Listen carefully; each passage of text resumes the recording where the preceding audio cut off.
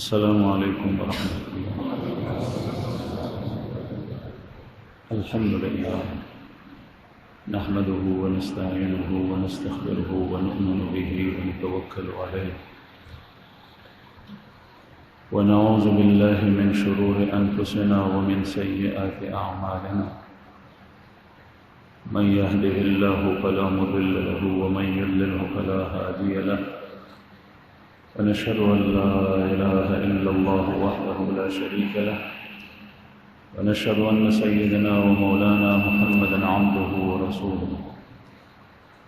أما بعد فأعوذ بالله من الشيطان الرجيم. بسم الله الرحمن الرحيم.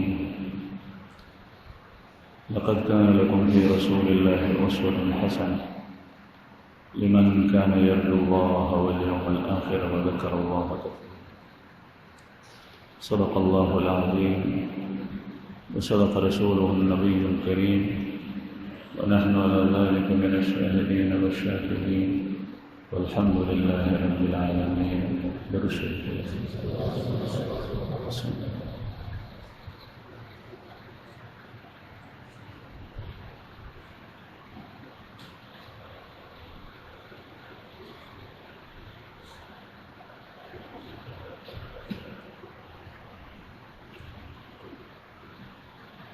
ګرانو او قدرمنو مسلمانانو وروڼو، څو کالو راسي د خوب پیغمبر صلی الله علیه وسلم د سیرت طیبه سلسله جاری ده. سیرت نبی کریم صلی اللہ علیہ وسلم نه مراد هغه لار ده چې په کومه لار باندې خوب پیغمبر صلی الله علیه وسلم تلو او هغه لار امت ته پرېږدي چې امت هم په هغې باندې ځي، او چې کله په دې لار باندې امت روان شي نو د دنیا خوشحالۍ او هر قسم اللہ جل جلالہ د طرفنا سکون و اطمینان، احسانات و انعامات و برکات دا اللہ جل جلالہ رحمتنا و برکتنا او دا اللہ مدد ناغب دے امت سرے او پا آخرت کے بہم دغ امت فائز المرام بھی با مراد بھی مراد تا برسی.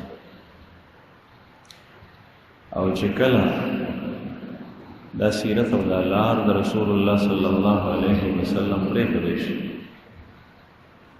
او دا اغیارو پلارو بانے سڑے روانش، مسلمان روانش، امت مسلمہ روانش، سره د اسباب و وسایل به د دنیا خوشحالی هم مفقود شي، ختم وي، اطمینان قلب بني، چین و سکون بني، د الله جل جلاله نصرت بمني، د الله د طرف نه برکتونه هم نازلېږي، او په ورځ د قیامت به هم سړی نامراد مقصود او مراد ته به نه رسي. دا خبره دې بیاناتو کې کله کله څو جمعې پس بیان شي. د دې د بیانونو د تکرار مقصد دا دی چې موږ د سیرت د واقعات قصه برای قصه، کہانی برای کہانی، کہاوت برای کہاوت قصو په انداز باندې ونیول شي. د دې د شروع کولو مقصد دا چې د خوب پیغمبر صلی الله علیه وسلم د حیات مبارکه هر اړخ زموږ مخې ته راشي. د هغې تعلق د عقیدې سره دی، په الله باندې د یقین سره دی، که د هغې تعلق د عباداتو سره دی، که د هغې تعلق د معاملاتو سره دی، که د هغې تعلق د معاشرت سره دی، که د هغې تعلق د حقوق د ادایګي سره دی هر یو اړخ موږ ته واضح شي. ځکه د نورو سیرت نګارو په شان او د نورو واعظینو په شان او د نورو مقررینو په شان دې منبر نه دغه سیرت د راګ په شکل کې یو خاص لهجه کې خوږ انداز کې هم نه بیانوي، بلکې سیرت یو ټکړه بیان شي، په هغې پسې چې کوم دی نو د هغې کې موږ دپاره څه درس دی، څه عبرت دی، په هغې زور اچولی کړي. د دې د شروع کولو اصل مقصد دا نن سبا امت مسلمه په ډېرو پریشانیو کې لګېږي، مجموعي لحاظ سره او انفرادي لحاظ سره خود د هغې وجه دا ده چې مونږ د خپل خوږ پیغمبر صلی الله علیه وسلم سیرت مبارکه په هغې باندې ما اعتماد او یقین او اتباع 5% هم نه او 95% د اغیارو کلامو. قرآن کریم چې څومره مضبوطه خبره کوي کلکه هغه زموږ زړه کې نه کېږي، او اغیار چې معمولي غونې شوشه پرېږدي وسوسه هغه زموږ په زړه کې کېږي. نن سبا دا حالات تاسو کې د هېڅ چا نه پټ نه دي. د کورونا په نوم سره دا لوی مصیبت او یره مسلمانانو په زړونو کې یو دهشت ناست دی. په تاسو کې به هر یو کس صرف او صرف خپل ځان او د خپل کور نه خبري.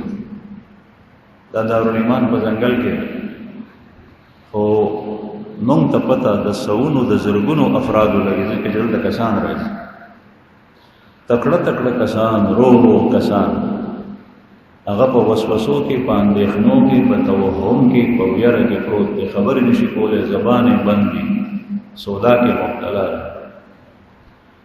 دا ولې د الله جل جلاله په وینا باندې اعتماد نشته، او د اعتماد بنیاد کله پته نه لګېږي چې الله او د الله رسول څه وایي دې موقع باندې، هغه ورته معلوم دي.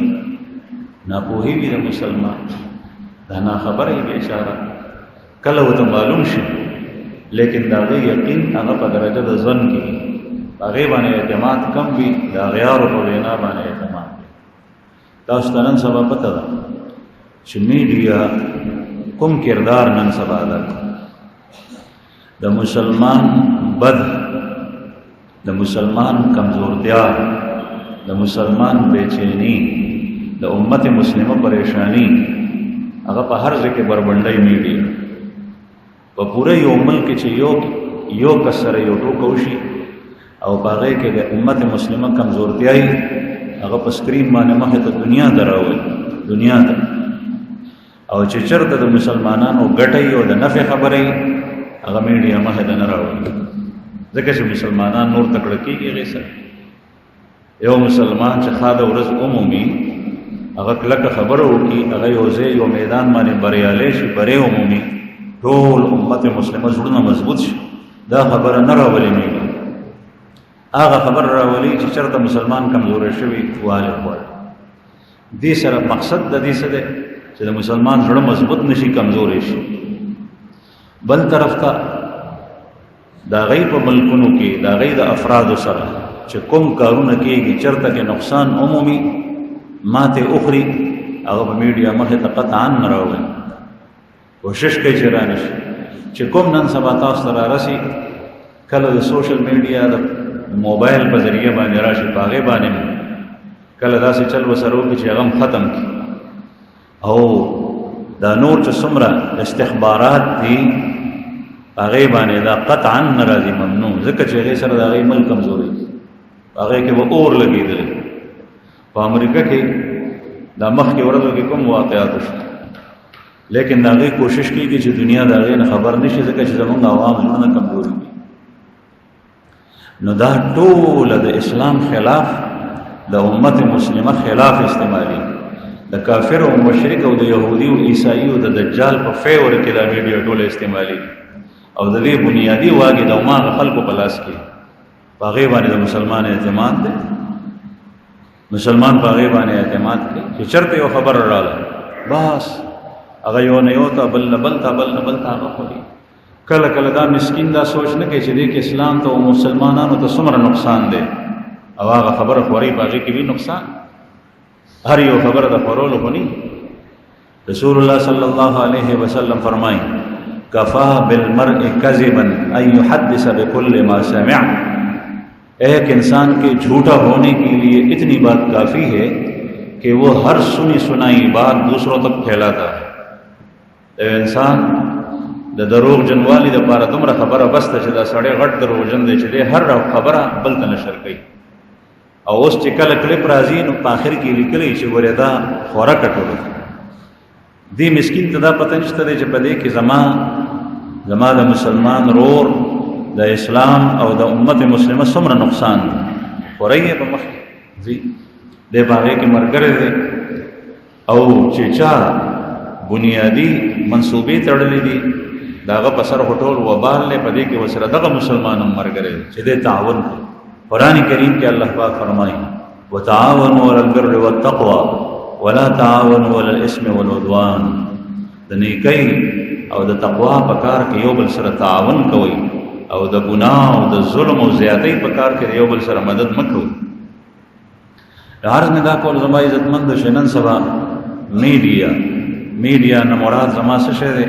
اخبارات، ټي وي چینلې او د څومره ذرایع ابلاغ چې دي په دې ټولو باندې بالکل قطعا دا نظر انداز کړي.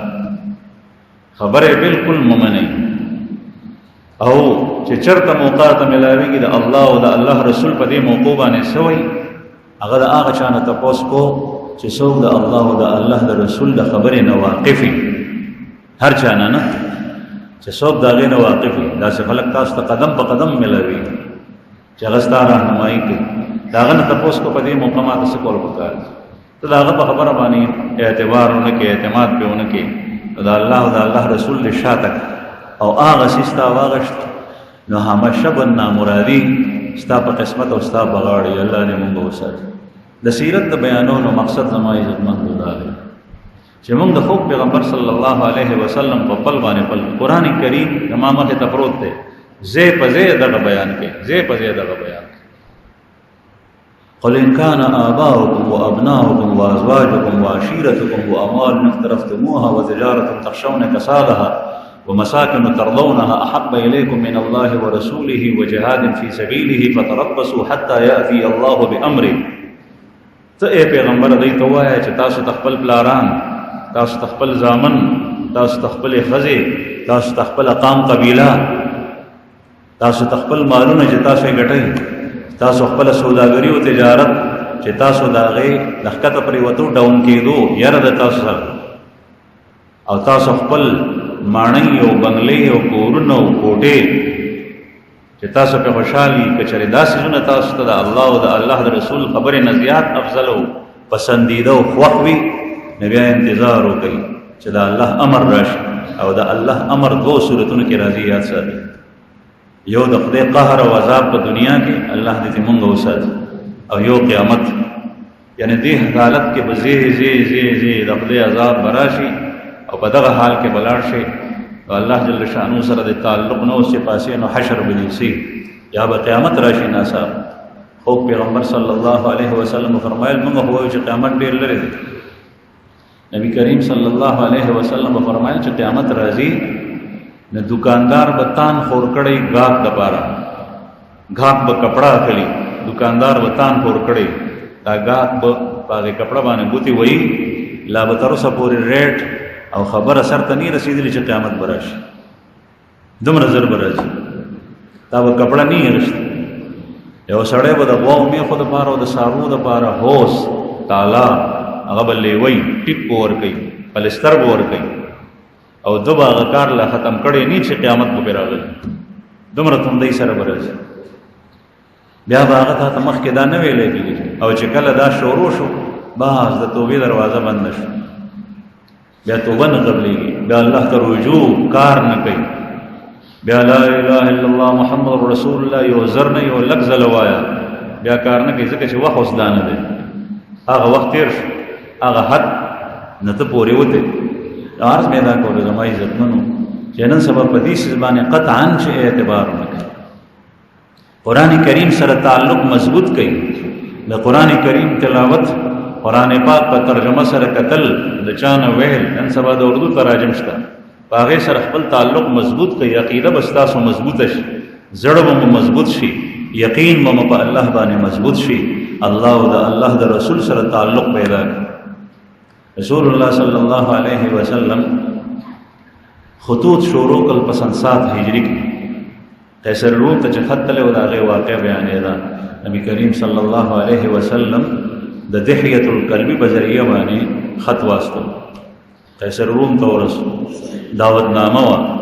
د الله رسول د ټولې دنیا د اقوامو دپاره پیغمبر و.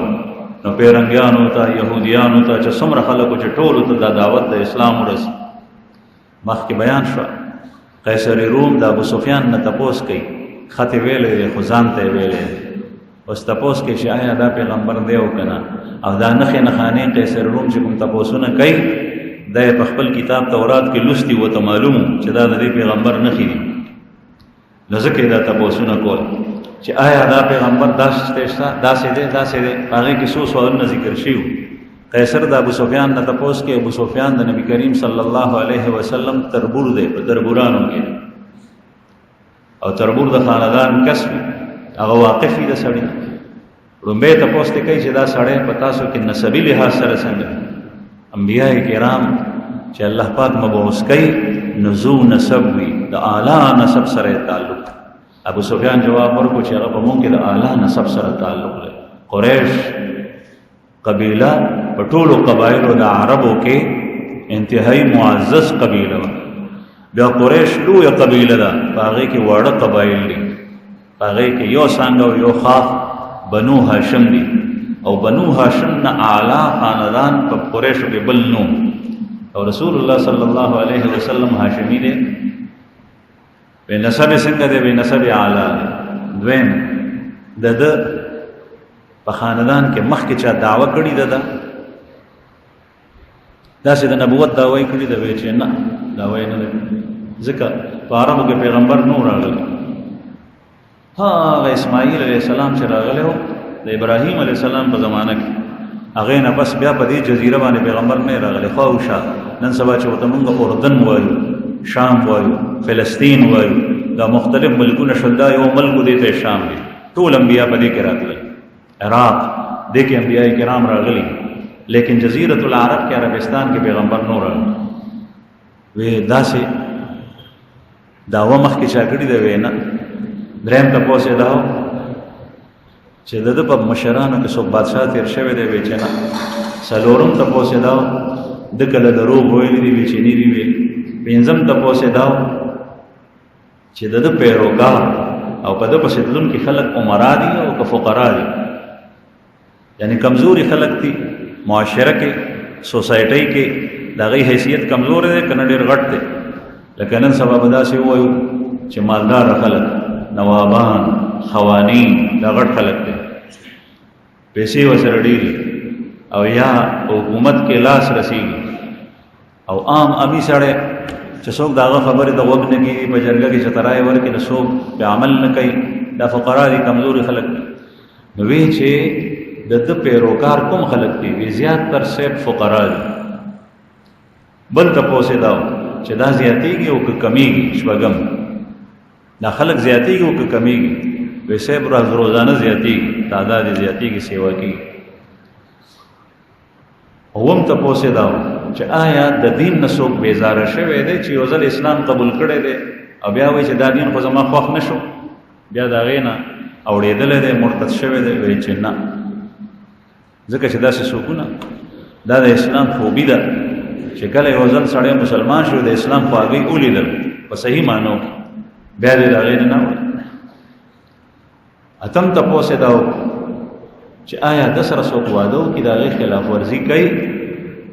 ابو سفیان ورته وایي چې نه، خلاف ورزي نه کوي. چېرته چې ورسره چا لوس کړی نه ده کړی، خو یو خبره یې پکې وکړه، وی اوس مونږ سره د ده واده ده او تیږه میخي ده او روغه شوې ده، اوس ګورو چې دا واده ماتوي او که سر ته یې رسوي. صلح حدیبیه یاده لسو کالو دپاره شي وه، حالانکې رسول الله صلی الله علیه وسلم کله لوز ماتول خدای دې دپاره وی چې زم پکې ځان په سلار راوباسي او دغه وعده دې کفارو ماته کړي وه نبي کریم صلی الله علیه وسلم نه ومانه وی چې نه بل تپوس یې دا وی تاسو د سره جنګېدلي نه هم جنګ مو سره شوی دی وی چې یو وی بیا د جنګ نتیجه سي لسم تپوس وی الحرب سجال جنگ چې کوم دی نو دا بوقي وي د ارټ بو لوټکی یا د کوی بوقه او دې کې دې طرف ته اشاره و دا محارو متل او عربو کې استعمالېدو مطلب دا چې کله تشي او کله ډکې په عربو کې بعضې کویان داسې وو چې یو سرخی باندې به د رسۍ سره دوه بوکې تړلې یو بوکه به دې اړخته وه یو به هغه اړخته وه په لوم سړی ولاړو دې په لوم سړی ولاړو اوبه کمې وي کویان کم بیا به کله تا بوکه راووته ډکه نو د هغې بل سړي به تشه وه ځکه چې هغه پړی به ښکته لاړو او چې د هغه به ډکه راوته نو ستا به تشه وه نو مطلب دا دی چې جنګ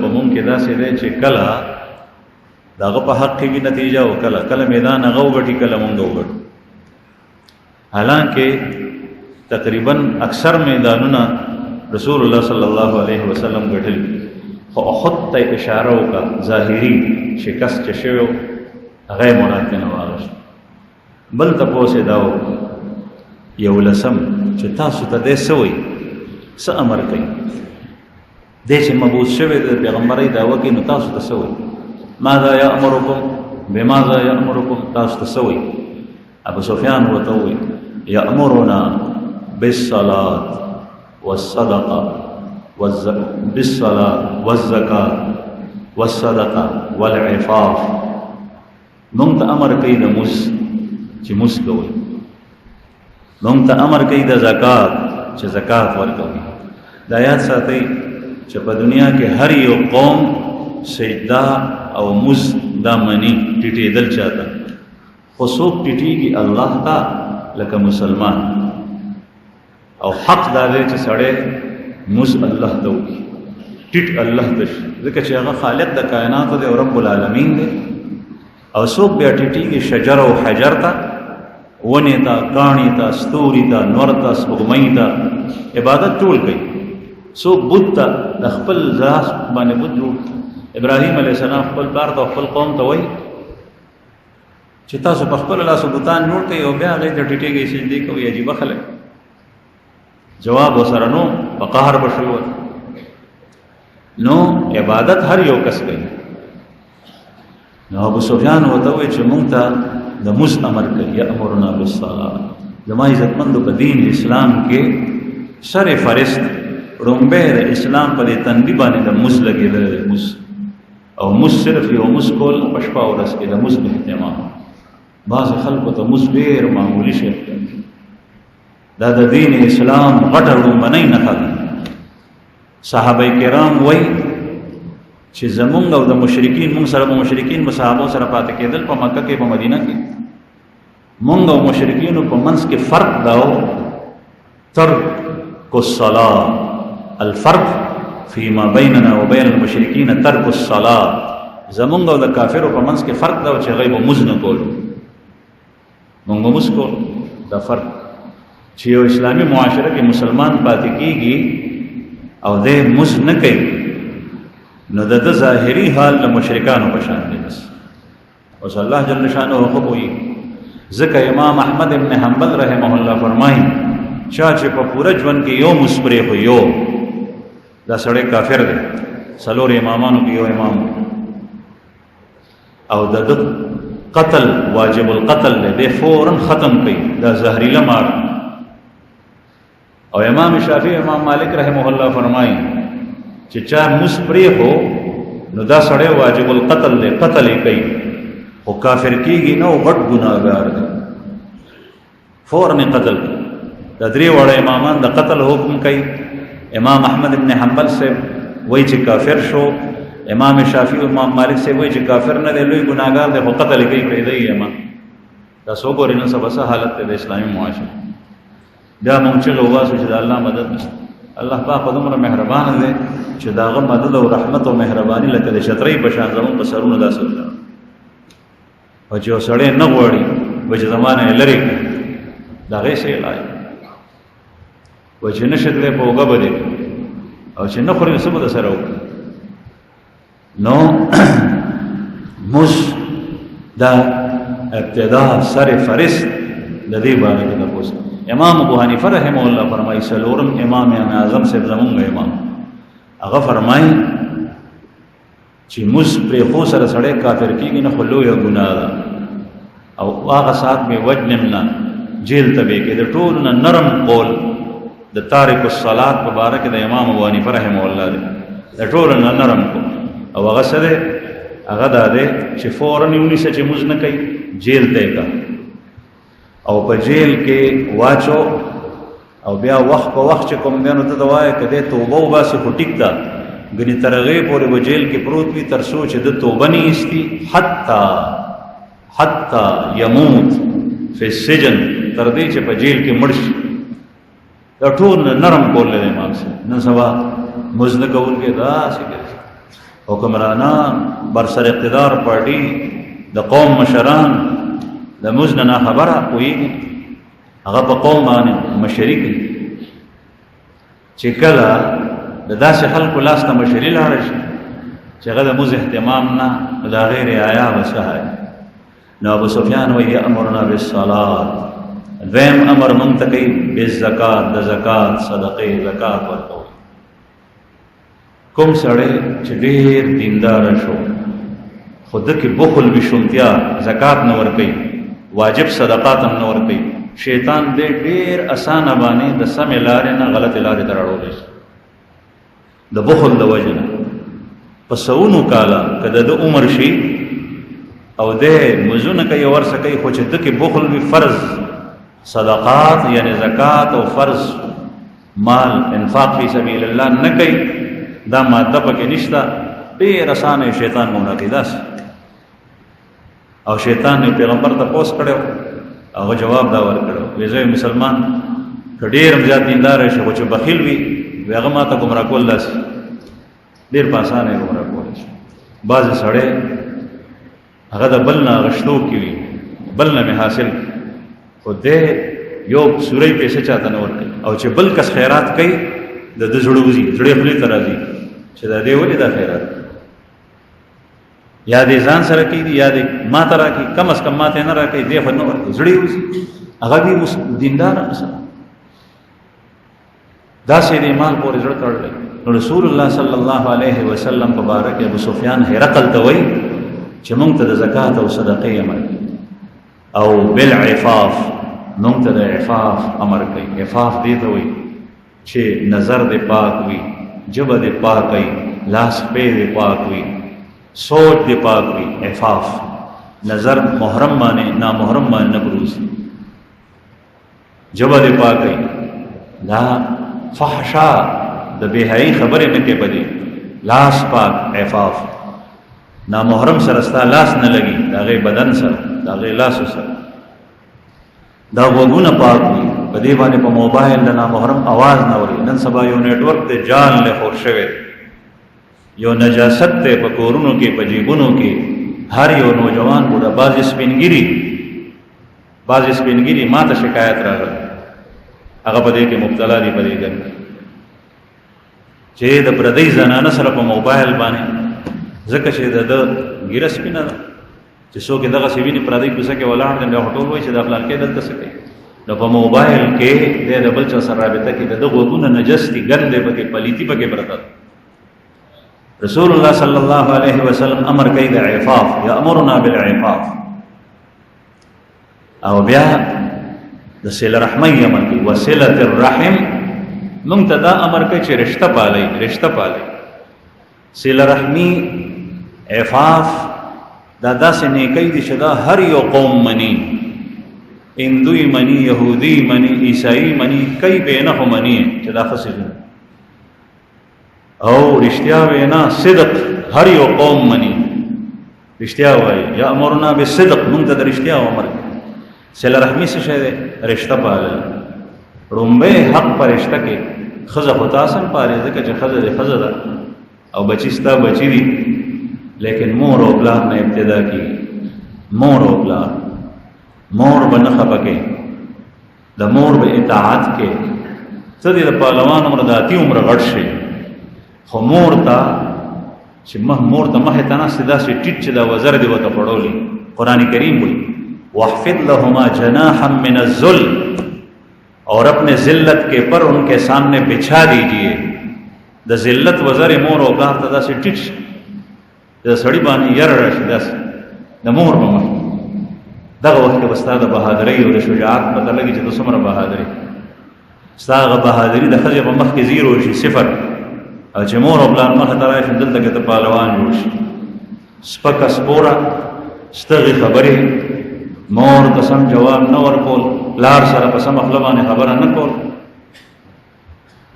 رسول الله صلی الله علیه وسلم د صحابو تربیت کړو اسلام ښکلی دین دی حضرت سعد بن ابي وقاص رضی الله عنه چې اسلام قبول کو مور یې ورته وی چې بچی دا تا چې کوم دین راوړی د پلار نه کې د دین د خلاف دی دا سره نه منم واپس راشه مور چې دومره کلکه خبره کول نو زه تاسو نه تپوس کوم چې دی د مور منون کې وو که نه منون کې وو ځکه خو دومره کلکه خبره کول دا سیډرې پې چلول لکه بادشاه چې چلی وی دا دین نه منم را واپس شه مور ورته وایي مور سره خو زور نی د هغې مټ هم نی هغې سره نور قوت هم نی هغې سره لښکر هم نی لیکن مور وي د هغې اطاعت زوی دومره کولو وی دې دین نه واپس شه سعد بن ابي وقاص رضی الله عنه به خدمت کولو په مور باندې ډېر مین و د مور ډېر اطاعت کولو هر یو خبره یې منله مور به دا عمره سره مني دی ورسره نه منله وجه دا حدیث مبارک کې راځي لا طاعة لمخلوق في معصیة الخالق جہاں خالق کی نافرمانی ہو وہاں مخلوق کی اطاعت نہیں ہوگی چرته چې د خالق نافرمانی وي د مخلوق بعضې سړی خپله نافرمانی د ښځې نافرمانی د خالق په نافرمانی کې واچي وایي دا مور مې زیاتې کوي ځکه چې زما د ښځې خلاف ده د ښځې نه خدای جوړ کړی دا نه د خالق نافرمانی ابراهیم علیه السلام زوی ته وایي سوال جواب یې پرېښی مخامخ هم نشته او د ښځې په خوله یې ورته سوال جواب پرېښوي چې کله د خاوند راشي ورته وایه دا درشل بدله کړي و چې څنګه اسماعیل علیه السلام کور ته راغلی وی دلته خو څوک راغلي وی یو څوک یو بوډا راغلی څنګه هولیې وه داسې وی سیوې شام نه راغلی او شام ته بیا لاړو اما ورځې وی چې یو وی سیوې وی ما ته یې وی چې خاوند ته دې ووایه چې دا درشل بدله کړي هغې وجه دا وه چې ښځه صرف او صرف ناشکره وه وی وخت به څنګه تېرېږي وی ډېر خراب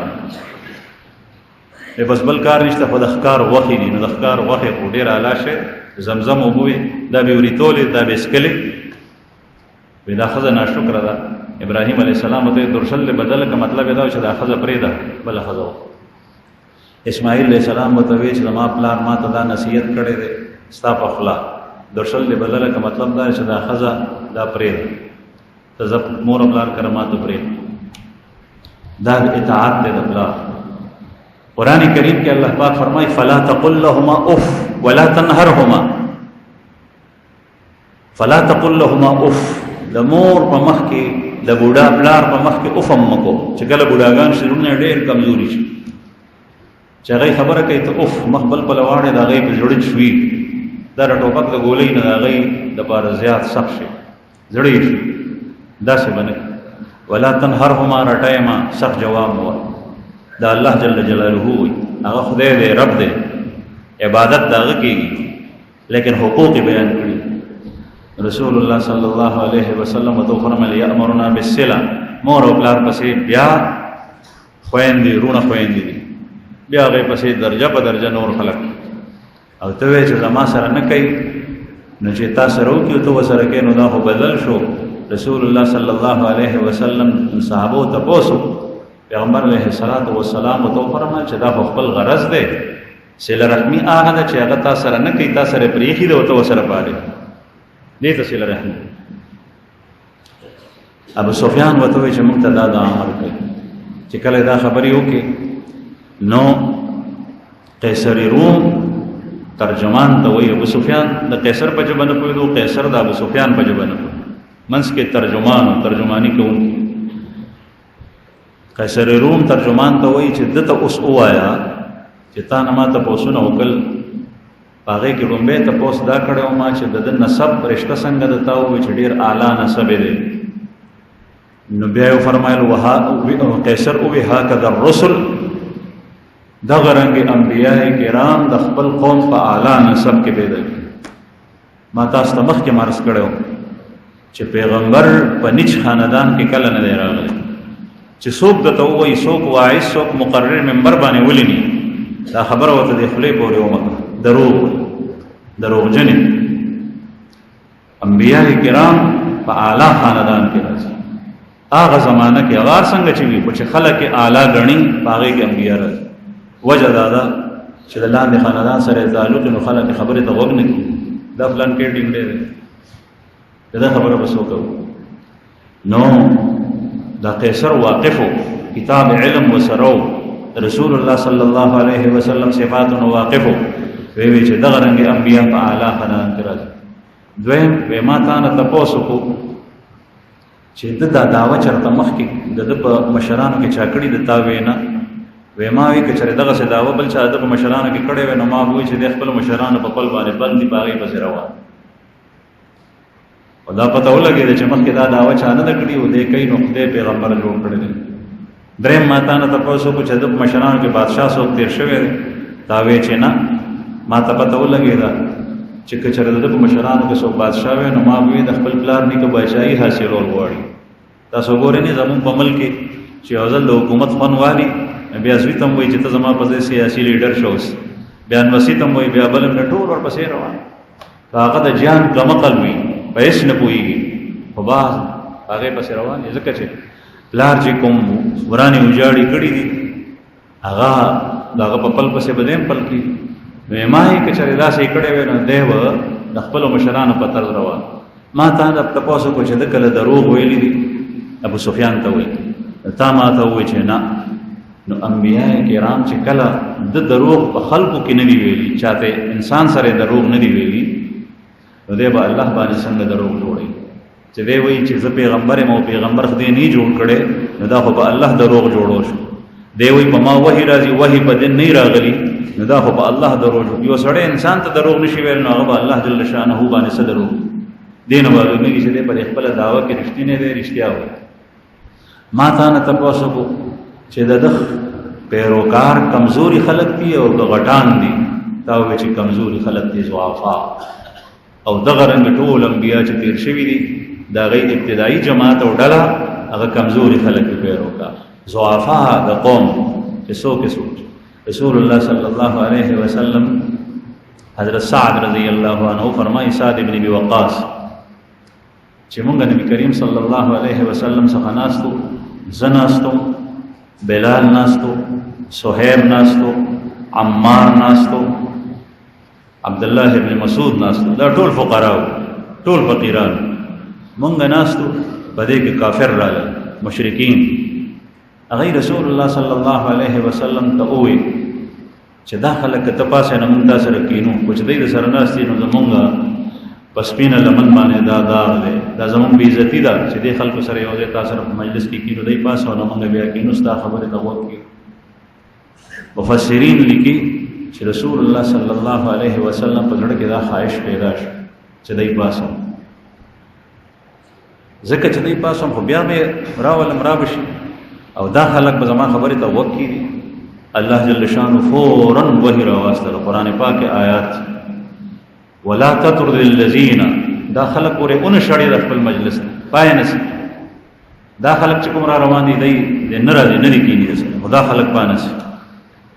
سخت الفاظ را وحي راله د اسمان رسول الله صلی الله علیه وسلم ته فرمایل چې نه دا فقرا د الله دومره خوښ ته په دنیا کې خپل کارونه وشلې او په ورځ د آخر باندې کار د الله جل شانه څخه چې ته وباسې نو په ایمان باندې په تقوا باندې په عمل صالح باندې او دا سرمایه فقیر سره وي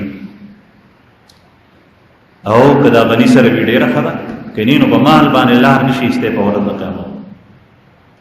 بیا وی ما تا نه تپوس وکړو چې د دې تعداد سوا کېږي او که کمیږي؟ تا ووایي چې زیاتېږي.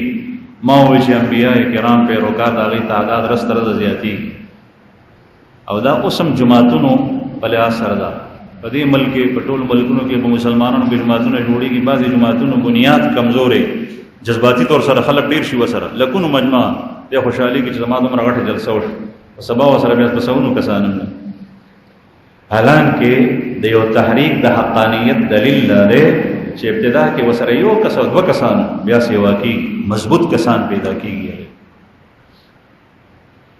بیا ما تا نه تپوس وکړه چې څوک مرتد شوی دی د دې دین نه اورېدلی دی، خو د څه د وجې؟ د دین د بیزارۍ د وجې چې دا دین یې خوښ نه دی. وی تا وویل چې نه. او زه ویم دغه رنګې کذالک الایمان، دغه رنګې ایمان دی چې کله د ایمان خوږوالی حلاوت د انسان زړه ته کوز شي دی بیا ایمان نه پرېږدي. د ایمان حلاوت چې د چا نصیب شو بیا ایمان نه چې د ایمان حلاوت یې نصیب شوی نه هغه په ظاهر وایي زه مسلمان یم، خو زړه کې اسلام او ایمان نه هغه بل شی. نو ابو سفیان ته پته وه چې داسې څوک نشته، ځکه جواب په نشي ورکولو حالانکې دی کافر او مشرک. وی تا ما تپوس وکړو چې دی د وعدې د لوز خلاف ورزي کوي، لوز ماتوي؟ تا ووایي چې نه. ما سوچ وکړو چې انبیاء کرام دغسې چې هغوی چا سره یو ځل واده وکړي هغه بیا د خپل عهد او د خپل لوز خلاف نه کوي. ما تا نه تپوس وکړو چې تاسو په خپله کې جنګ کړی دی نو نتیجه څنګه وي؟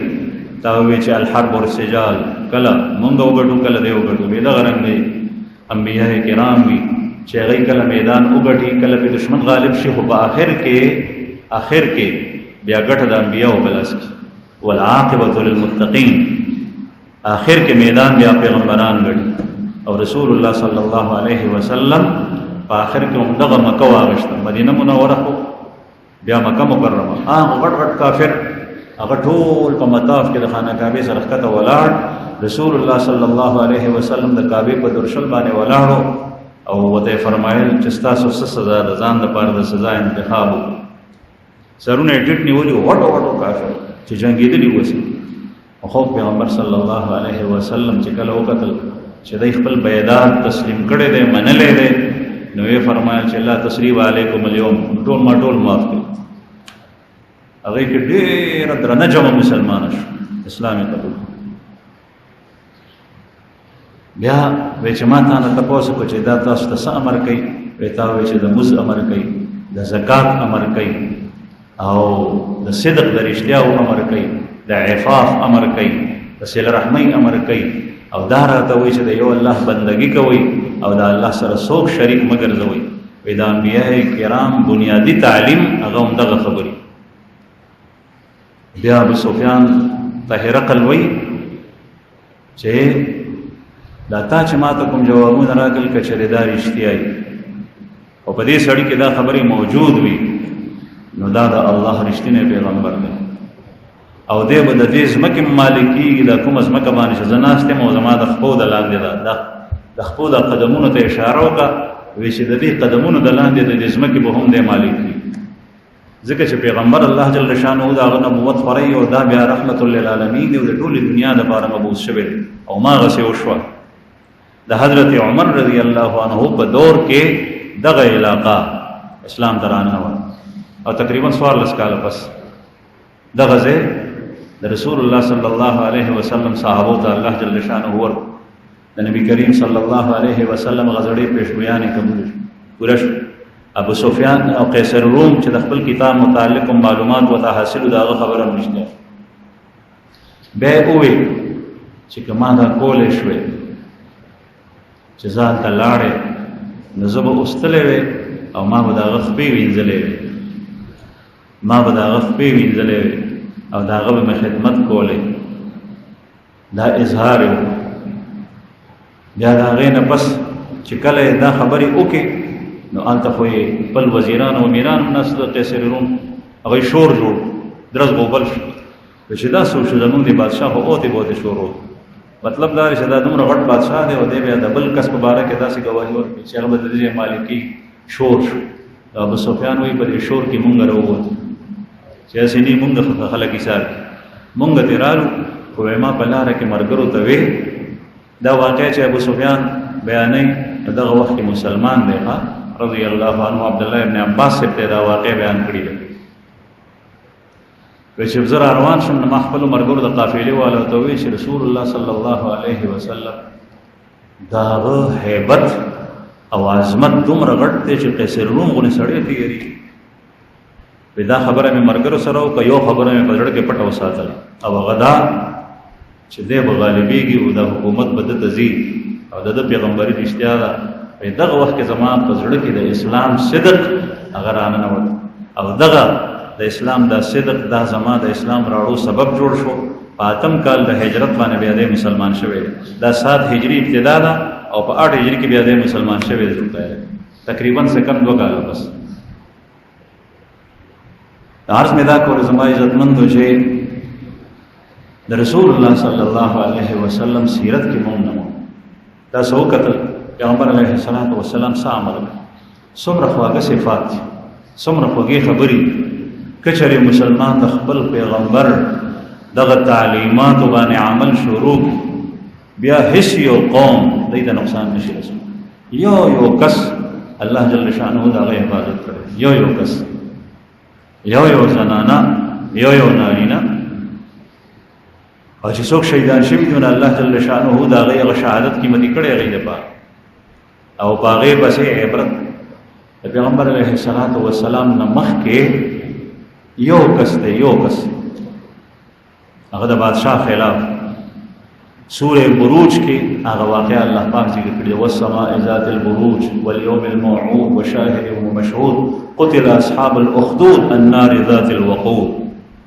خندقونو والا هلاک شل قتل شل د اور والا خلق ذات الوقود چې غټ غټ لمبې وي د اور خندقونو کې اور کنسته بادشاہ کافر او مشرک خلق ته وي زستا سخدیم او خلق داغه منون کې اوسو کسان مسلمانان شول هغه کې اچول. الله جل شانه دا غي تعریف کړی چې په آخرت کې بدای نه پته ولې او یو کس هغه په دای کې چې هغه الګ نوجوان او ابتدا کې هغه چې کله شهید کول نو ونه سره وترلو چې هغه شی وښتو نو داغه په شهادت سره ټول قوم سوا د یوسف وزیرانو میرانو ټول خلاف شول د بادشاہ مسلمانان بیا سره بادشاہ داسه عرض مې دا کول زما عزتمندو کې داسې کس بیا دنیا کې عمر شتا د دنیا نه لاړم شي داغه غتلم نمبر قیمتي چې هغه خلکو د بارے کوم دی نو نمونه الله پاک وګرځي او په ژوند کې الله جل شانه دا خصوصي نصرت او مدد کوي. الله پاک دې زموږ د خو پیغمبر صلی الله علیه وسلم په سیرت باندې تک نصیب کړي. واخر دعوانا الحمدلله.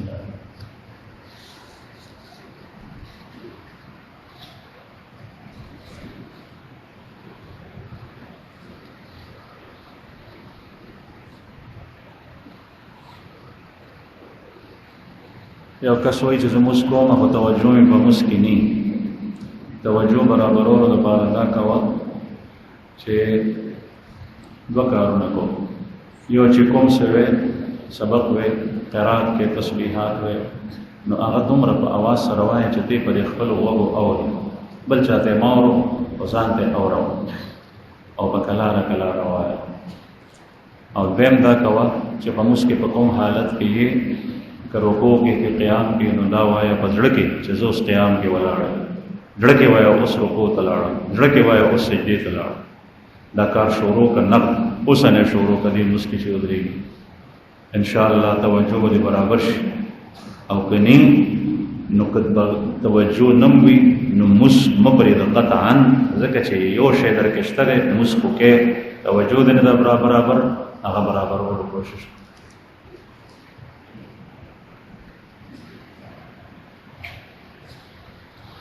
نو کس تاسو کړی چې اکثر خلک کور یا دکان جوړ کړي نو تور کپڑا په باندې جوړل نه کیدا څنګه دا اصل فضل کار دی چې حیثیت نشته. دا الله جل شانه نه دعا واستل پکار دی چې یا الله تبد نظر نه اوساته بچي.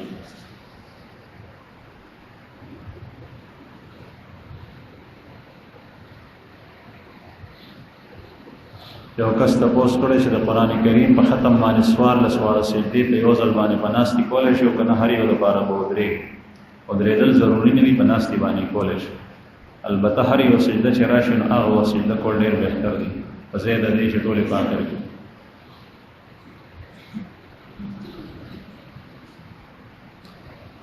بل تاسو کړی چې یو سړی دې پر دې کور ته ووړي بغیر د اجازت نه، نو آیا د قتل روا دی او کنه؟ نه، قتل نه دی روا. البته د سخت سزا ورکول پکار دي چې پردي حریم ته دی بغیر اجازت نه په دیوال ولې وو، لیکن قتل په دې خبرونه. قتل چې څوک محسن وي او زنای وکړه نو هغه به رجم کېږي، سنګسارېږي، و د هغه قتل دی.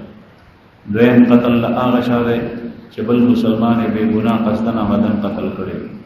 دریم قتل له هغه چا روا دی چې څوک مرتد شو، د دین نه برګشته شو، مسلمانو او داسې خبره یې وکړه او داسې وینا یې وکړه چې هغې سره سړی د دین نه وځي، نو زه قتل کوم.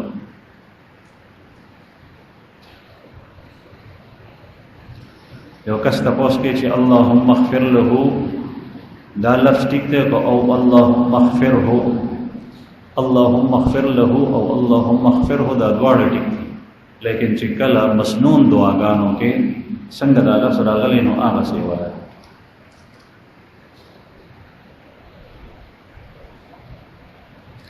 یو کس وایي چې تکبیر تحریمه چې کله کوي نو هغه وخت کې به مخامخ ګوري که څنګه؟ نو دغه وخت کې مخ به مخامخ قبلې ته ساتي او قتل مخامخ ضروري نه دي. بهتر دا دی چې تکبیر تحریمه په وخت کې مخامخ وي نظر دی، او چې څنګه لاس ټیټ کړي نو نظر ښکته کړي او مخ خامخا قبلې ته ساتل پکار.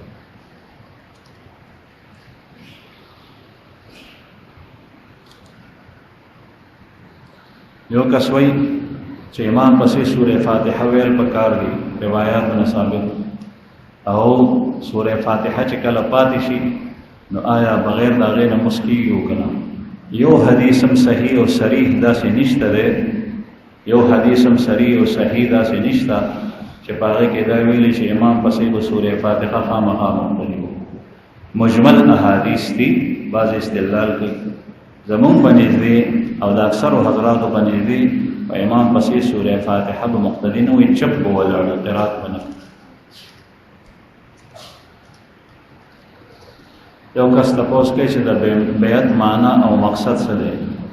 د بیعت معنا دا بیعت عهد کول، لوز کول، چا سره وعده کول، او مقصد یې دا دی چې د یو نیک سړي په لاس کې لاس ته کېږي، ته هغه سره لوز کوي چې نن نه پس تر اوسه ما ګناه کول، اوس به یې نه کوم، او زه به تا ته ویم او ته به زما اصلاح کوې. دا د اصلاح یو مفید لار ده.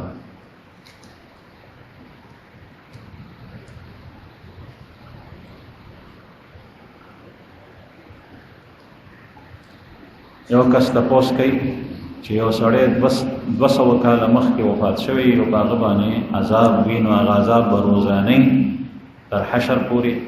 بعضې آیات او احادیثو نه معلومیږي چې تر قیامته به په هغې باندې دا عذاب. باقي د هر کس په باره کې دا سړی نشي ویلی، الله ته پته ده، لیکن تر قبر عذاب هغه به تر قیامته پورې.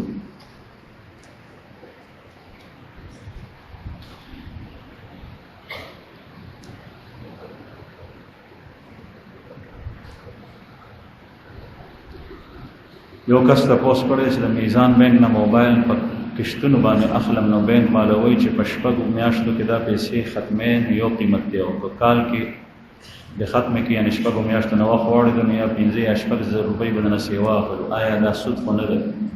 نو که چېرې دا ختمي فیصله وکړي، یو طرف ته کې خبره چې زه په نغد واخلم، یا ووایي چې زه په قرض واخلم، یعنې 6 میاشتې پس به پیسې درکوم، او دا 6,000 روپۍ پیسې واشي، نو دا به جایز د سود کې نه راځي.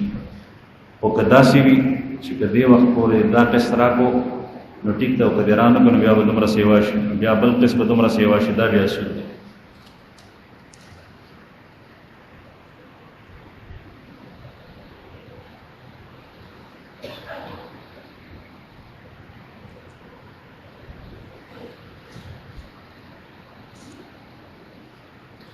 یو کس تپوس کړی چې زمونږ د مسجد مولانا صاحب هر ورځ په فرض مونځ کې سورة القریش او سورة الاخلاص به لوستل، او دا به ویل چې په دې طریقې سره د حج او عمرې سعادت حاصلېږي، او تاسو په هر جمعه کې سورة الاعلى او سورة الغاشیه لولئ. د دې راز څه دی؟ نو زه چې سورة الاعلى او سورة الغاشیه ویم نو هر جمعه نه ویم، دا خبره د لونې کمزوري ده. کله کله زه نور سورتونه ویم، او اکثر البته دا ویم سورة الاعلى او سورة الغاشیه، او د دې وجه زما په زړه کې د حج او عمرې خیال نه دی بلکې د رسول الله صلی الله علیه وسلم د سنت او اتباع. حدیث مبارک راځي چې پیغمبر علیه الصلاۃ والسلام د جمعې په مونځ کې په لومړي رکعت کې سورۃ الاعلى سبح اسم ربک الاعلى او په دویم کې به هل اتاک حدیث الغاشیه وي. زی په دې بنیاد وي او حدیث کې دا مرادي چې کله به د اختر ورځ او د جمعې ورځ یو ځای شوه نو د اختر په مونځ کې به هم دا دواړه سورتونه وي او د جمعې کې به هم دا دواړه سورتونه وي. نو زه خو په دې بنیاد د مولانا صاحب راته پته نشته دی چې هغه دا په احادیثو کې نه راځي، دومره راته پته ده چې سورۃ القریش او سورۃ الاخلاص او د حج او د عمرې په باره کې دا ما چېرته نه دي.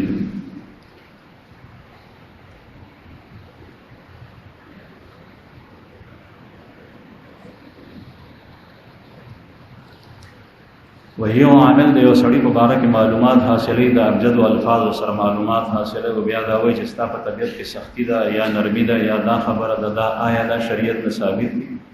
شریعت نه هر یو خبره ثابتولو ته ضرورت نشته. علاج معالجه دا د شریعت سره نه ثابتېږي، دا د انسان په عقل سره او حواسو سره ثابتېږي. دا بوټی دی د دې بیمارۍ دپاره علاج دی، دا به تا ته قرآن پاک او حدیث او شرعي دلایل نه وایي، دا به حواسو سره او عقل سره معلومه ډاکټران او طبيبان به وایي. دغه رنګه چې څومره عملیات دي دا جدا فن دی. البته که چېرې د کوم یو کار او علاج د هغې مقابله د حدیث د شریعت سره راله، د شرعي دلایلو سره راله، د هغې مخالف وي نو هغه قابل قبول نه دي، هغه به رد کړي.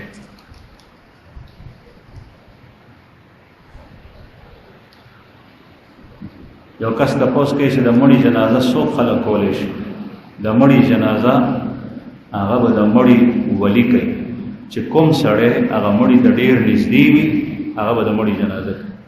بیا ورپسې د جومات امام چې دې مړي په کوم جومات کې کوم امام پسې مونځ کولو بیا به هغه جنازه کوي. او دریم هغه کس جنازه کولی شي چې دا خلک چاته اختیار ورکړي چې ته جنازې ته مخکې شه، ولی چاته ووایي چې صرف ته جنازې ته مخکې شه.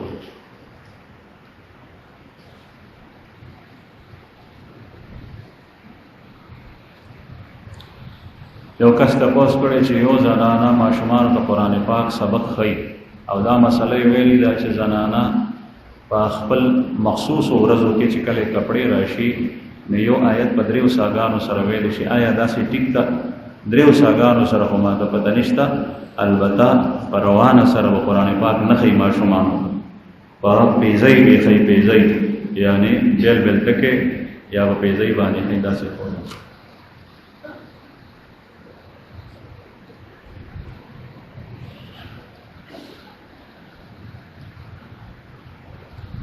یو کس تپوس کوي چې زما ژبه په دې باندې عادت شوي ده، مخته شوي ده چې کله د رسول الله صلی الله علیه وسلم نوم راشي نو زه صلی الله علیه وسلم وایم، چې کله مونځ کې م راشي عبده ورسوله نو بیا هم صلی الله علیه وسلم وایم. دا ټیک ده که نه؟ نه، دا خطا ده چې په مونځ کې راشي بیا به یې نه وی، مونځ کې به صرف هغه عمره وی چې څومره د هغې د ویلو اجازه.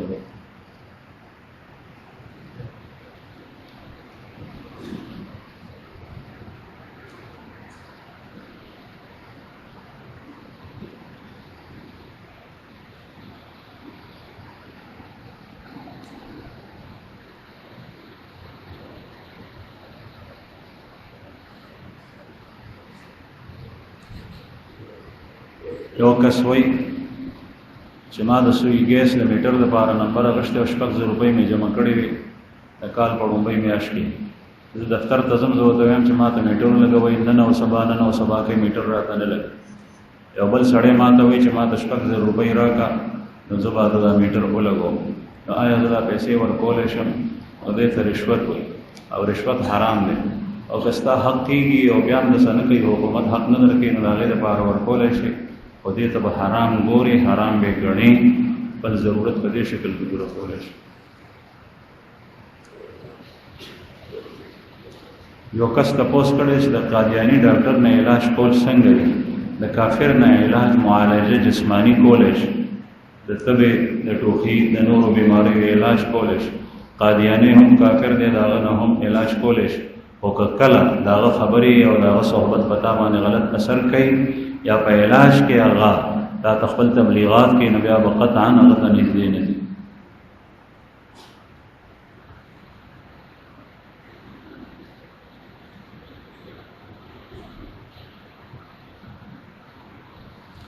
یو کس تپوس کړی دی چې د مړي زیارت او جمعه کول لا څنګه دي؟ دا خلکو فرض کړي دي، لازم کړي دي په معاشره کې، احادیثو کې، شرعي دلایلو کې د دې ثبوت نشته. البته په مړي پسې خیرات شته، هغه د خوراک په شکل کې کې وریجې پخې په خلکو باندې خورې، نقد پیسو په شکل کې صدقه ورکې، د مړي په نوم باندې عیسی علیه السلام دپاره په جومات کې لګې چې څومره پټې وي نو دا ډېر زیات بهتر ده. خو دا تعیین د جمعې او د جمعرات د زیارت دا ټیک دی. بل تپوس یې کړی چې زنانه په خپل ګاونډ سره تعلق ساتل او تل راتل کولی شي که نه؟ نه، بغیر د خاوند د اجازت نه نشي تللی. که خاوند اجازت ورکړي او ضروري موقع مثلا بیماري شوه، مړی وشو، نو بیا تللی شي. یو کس وایي چې عیشه نوم کېښودل دا جایز دي او که نه، او د دې معنا سره عیشه نوم کېښودل جایز دي او که نه؟ نوم کېښودل عیشه جایز دي، خو معنی خوندوره نه ده. عیشه معنا ده ماسخوتن، نو چې د جنۍ نوم یې کېږدي نو ماسخوتن معنی ده.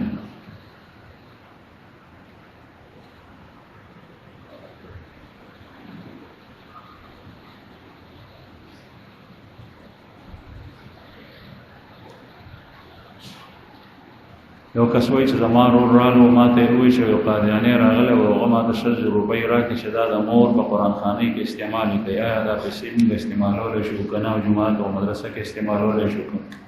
دا چې فقراو او مساکینو ته ورکړي او په خپله نه شي استعمال.